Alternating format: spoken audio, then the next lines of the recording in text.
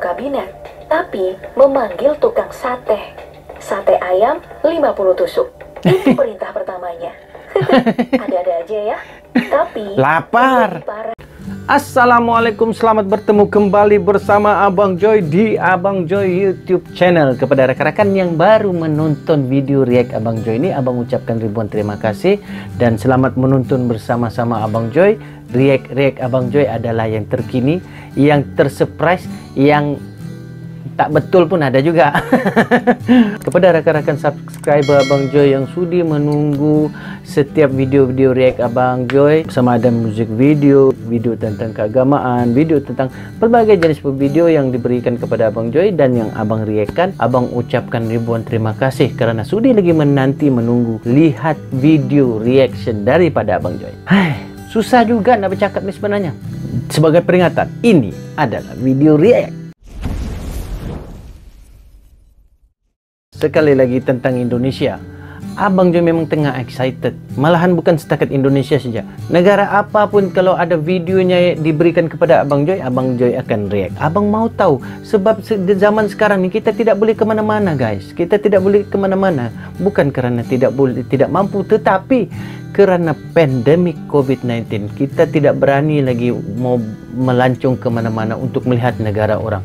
So Abang melihat melalui link-link video yang kalian berikan kepada Abang Joy. So video yang seterusnya seperti sebelum ini, Abang sudah diberikan 44 fakta, video 44 fakta berkenaan Indonesia yang kita perlu tahu. Tapi dalam tajuknya itu untuk Indonesia, tapi untuk semua orang lah, betul tak? Video seterusnya bertajuk membongkar kebohongan sejarah, kontroversi, mitos dan fakta mencengangkan kemerdekaan Indonesia. Seperti biasa Abang beritahu, setiap video yang Abang pasang adalah baru Abang tonton dan Abang tidak pernah tonton. Ikhlas lillahi ta'ala, Abang cakap betul. Nggak percaya? Tanya saya. Jangan tanya orang lain, pasal orang lain tidak tahu. Sila tinggalkan komentar-komentar Anda.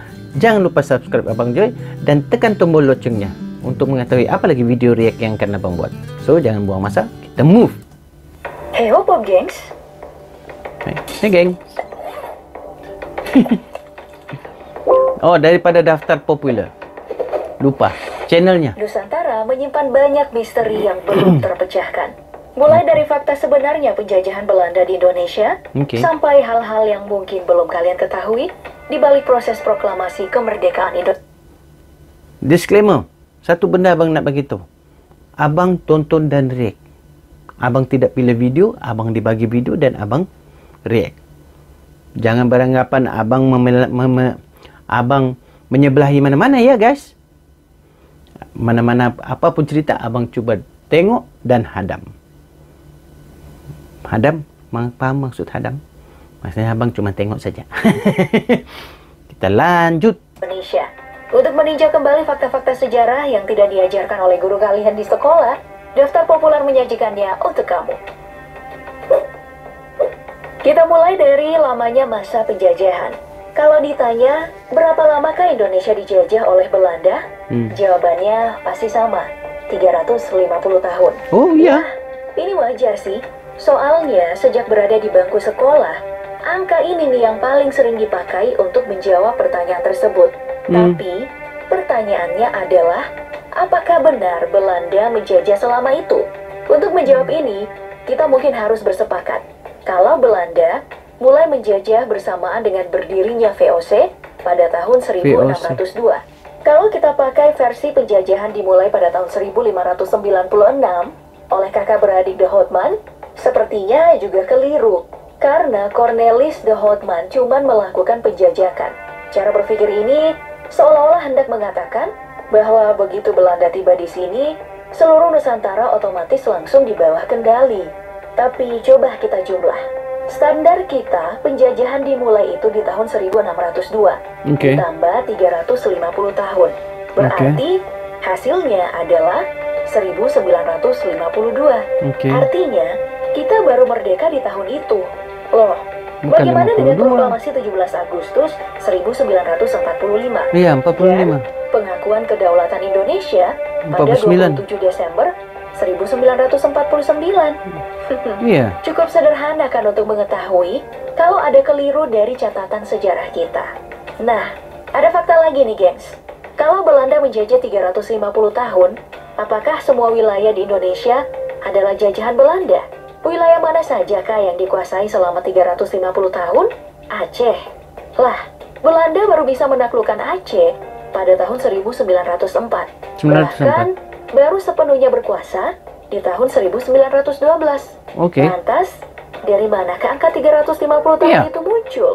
Salah satu yang pertama mematahkan mitos Belanda menjajah Indonesia 350 tahun tinggalkan komentar. G.J. Racing, seorang guru besar hukum internasional Universitas Indonesia, keturunan Belanda, namun bersimpati pada pribumi.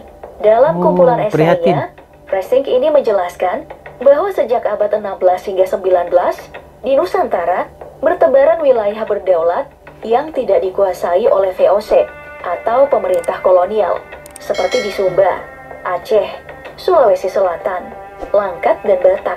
Lagi pula, saat itu, Indonesia sebagai negara belum lahir. Menurut Racing, Belanda sebenarnya hanya menjajah seluruh Nusantara selama 40-50 tahun saja. Namun, menurut sejarawan Asfi Warman Adam dalam Seabad Kontroversi Sejarah, narasi dijajah 350 tahun ini sebenarnya mengandung propaganda politik dalam rangka membangun sentimen nasionalisme dan kebangsaan. Muhammad Yamin dianggap salah satu yang bertanggung jawab atas munculnya mitos-mitos ini.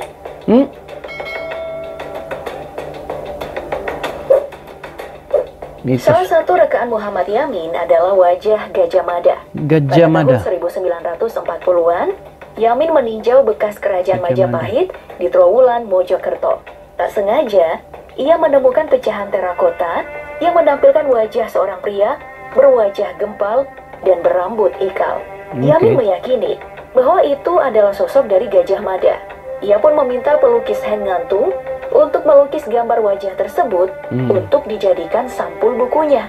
Meskipun tidak ada pembuktian ilmiah dan teoritis yang jelas, gambar lukisan hasil imajinasi Muhammad Yamin terlanjur diyakini sebagai wajah asli Gajah Mada.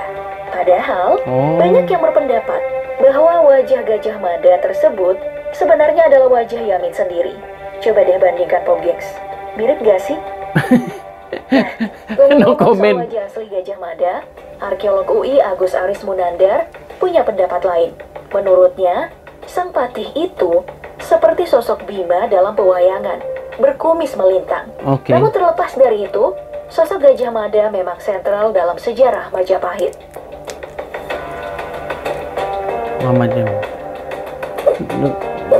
Soalnya, susah mau cakap lah, sama tidak sama guys. Mitos kan? Ada kaitannya dengan penaklukan Nusantara. Coba deh buka lagi pelajaran sejarah kamu. Ingat nggak? Majapahit digambarkan sebagai kerajaan yang berhasil mempersatukan seluruh wilayah Nusantara. Kekuasaan wilayahnya mulai dari Sumatera hingga Papua. Seperti halnya sejarah penjajahan Belanda, apa kalian tidak mau mempertanyakan hal itu? Menurut Hasan Jafar, arkeolog ahli epigrafi dan sejarah kuno, dalam bukunya Masa Akhir Majapahit, Girindra Wardana dan Masalahnya, Majapahit tidak benar-benar menguasai Nusantara, meskipun dikenal sebagai kerajaan Hindu-Buddha terbesar. Hubungan Majapahit dengan daerah-daerah lainnya bersifat mitra satata atau sahabat setara atau mitra dalam kedudukan yang sama tinggi. Kesan menguasai yang sering kita dengar mungkin sedikit berlebihan ya, Pop Gengs. Majapahit justru hanya menyediakan tempat bagi berkumpulnya para pedagang dari seantero Nusantara di sepanjang pantai utara Jawa, seperti Lasem, Tuban, Gresik, dan Jepara. Nah, perihal Majapahit menguasai Nusantara, ini juga merupakan bagian dari propaganda dan mitos yang diciptakan, terutama oleh Muhammad Yamin, untuk menciptakan sentimen nasionalisme, karena saat itu Nusantara masih terkotak-kotak. Jadi, pemahaman tentang kekuasaan Majapahit mesti ditinjau ulang tuh dalam sejarah kita.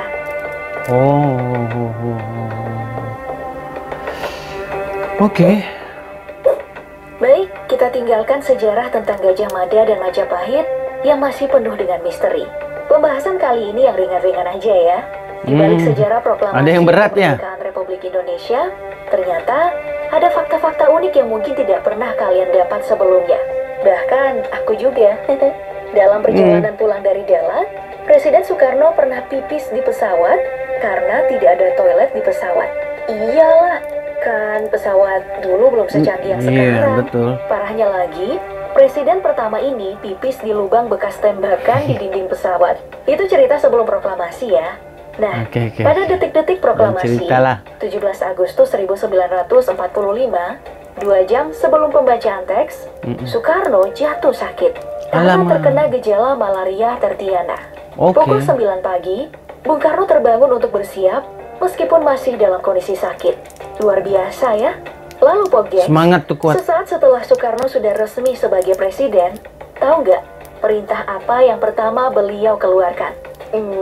Bukan perintah membentuk kabinet, tapi memanggil tukang sate.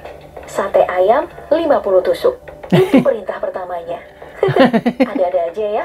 Tapi lapar. yang lebih parah nih, Bung Karno pernah memerintahkan Bung Hatta untuk meminta bantuan senjata kepada Perdana Menteri India yang pertama, Jawaharlal Nehru, secara rahasia. Bung Hatta memalsukan paspornya dengan nama Abdullah dan diantar oleh pilot berkebangsaan India, Biju Patnaik. Nehru sempat kaget setelah tahu Abdullah itu adalah sahabatnya Muhammad Hatta. Wah, perjuangan bapak bangsa kita memang hebat ya, sampai harus menembus resiko yang mempertaruhkan nyawa.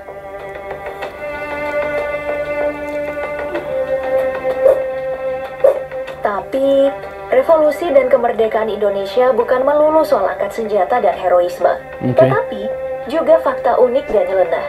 Misalnya dalam persiapan proklamasi kemerdekaan, bendera pertama Indonesia ternyata kain putihnya diambil dari kain spray, sementara warna merah dari kain tukang soto.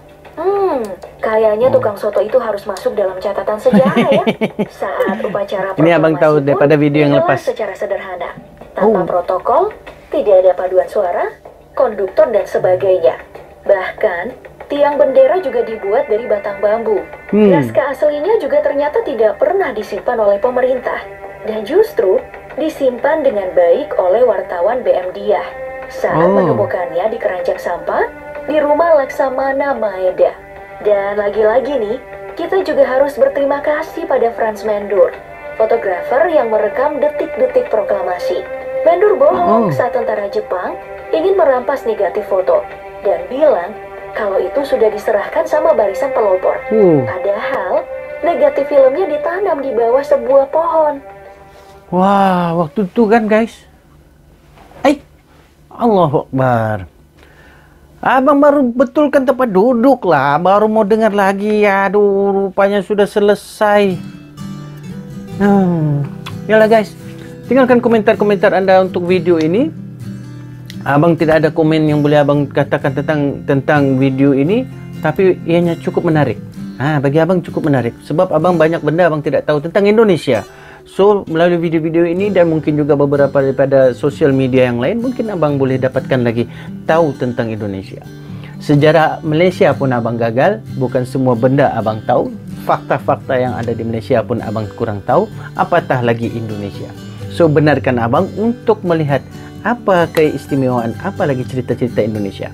Tinggalkan komentar-komentar Anda bersama-sama link video yang Anda ingin abang reaction. Selalu terbalik perkataan tu. Dan jangan lupa subscribe Abang Joy untuk mengetahui video-video yang akan datang. Tekan tombol loceng untuk mengetahui adakah lagi video baru. Kan? So, sehingga kita berjumpa lagi daripada Abang Joy. Mohon maaf sekiranya ada salah perkataan, perbuatan dan tingkah laku. Abang Joy ini memang begini. Kepada rakan-rakan subscriber sekalian, jiwa mesti muda. Adios amigos. Assalamualaikum.